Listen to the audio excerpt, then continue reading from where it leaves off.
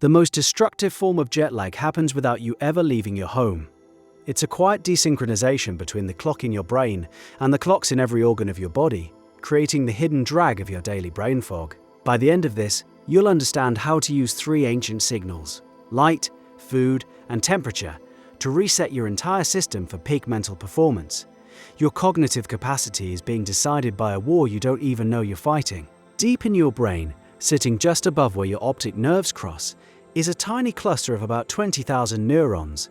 It's called the suprachiasmatic nucleus, or SCN. This is your master clock. Think of it as the conductor of a vast, complex biological orchestra. Every process in your body, from hormone release to cell repair to your mood, is meant to follow its rhythm. For hundreds of thousands of years, this conductor had one unambiguous cue, one signal that started the music every single day: the rising sun. The light from the morning sun has a unique spectral signature. It's heavy on blue and yellow wavelengths, and it hits your eyes from a low angle. Specialized cells in your retina, called melanopsin ganglion cells, detect this specific light. These cells are separate from the ones you use for vision. Their only job is to tell your master clock that the day has begun. A blind person with functional retinas can still have their clock set perfectly by morning light. This signal triggers a cascade. Your body releases a healthy pulse of cortisol to promote wakefulness and alertness. It shuts down the production of melatonin, the hormone of darkness. Your entire system gets a clear, powerful message. It is time to be active. The intensity of this signal is staggering. A bright sunny day can be 100,000 lux or more. Your indoor office lighting is maybe 500 lux. Your phone, held close to your face, might be a few hundred.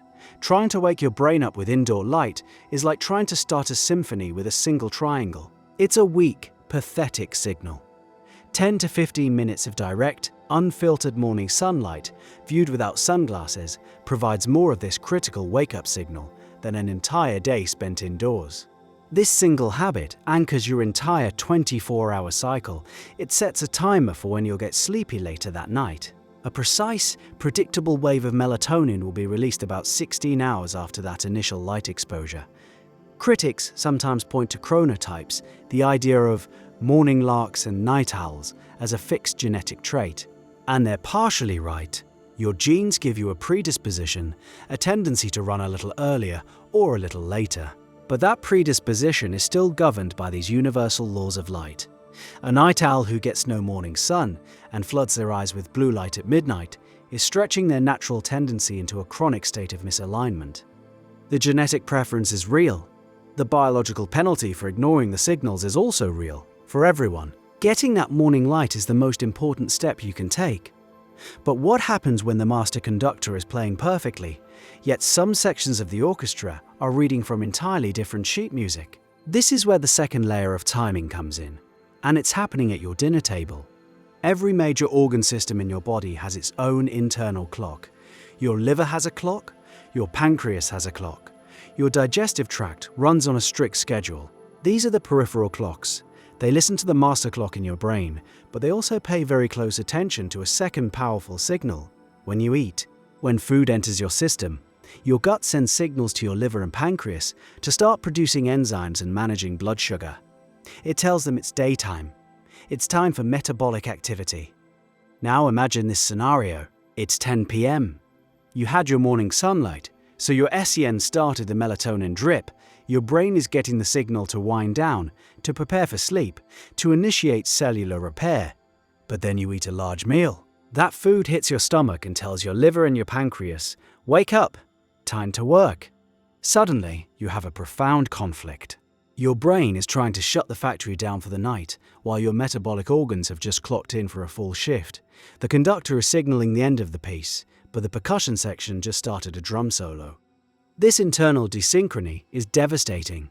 It impairs glucose metabolism, increases inflammation, and disrupts the hormones that control hunger, like ghrelin and leptin. That feeling of waking up groggy and vaguely unwell after a late meal is the feeling of your biology being torn in 2 different directions.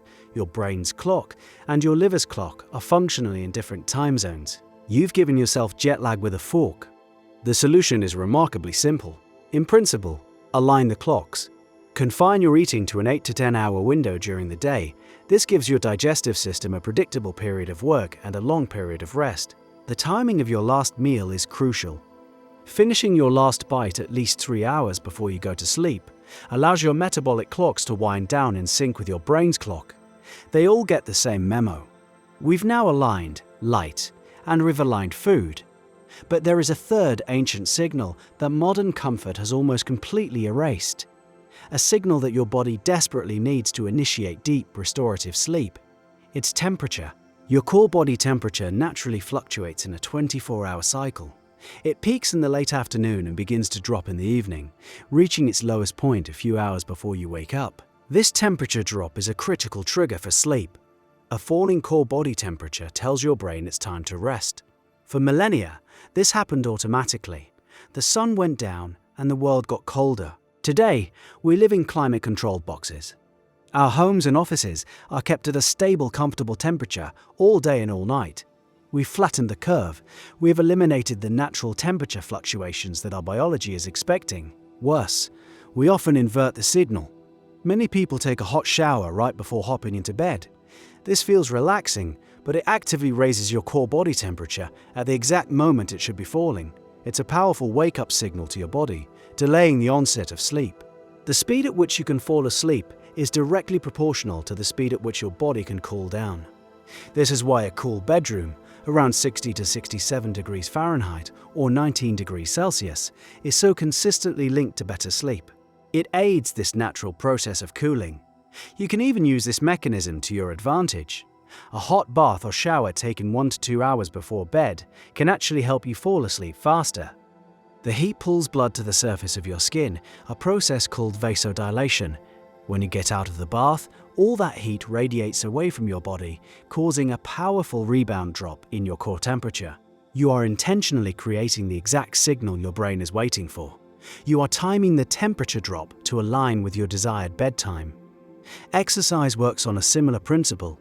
An intense workout raises your core temperature significantly. That's why exercising too close to bed can be disruptive for some people. It's a huge temperature spike right when your body wants a valley. Light, food, temperature. These are the three main pillars of your circadian rhythm. When they are aligned, they send a coherent, unified signal to every cell in your body. It creates a state of biological harmony. But what is the ultimate payoff for all this effort?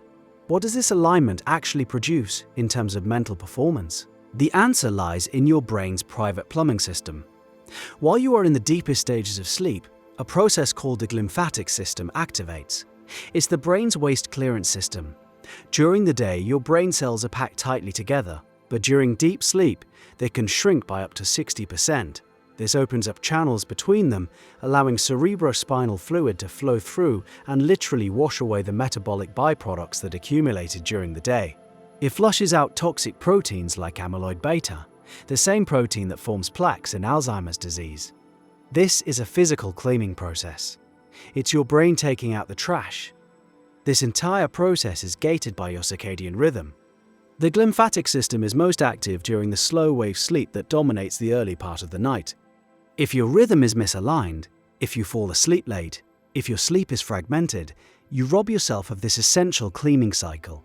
You wake up the next morning with a brain that is still full of the previous day's metabolic waste. That feeling of brain fog, the inability to concentrate, the slow processing speed, that is the subjective experience of a dirty brain.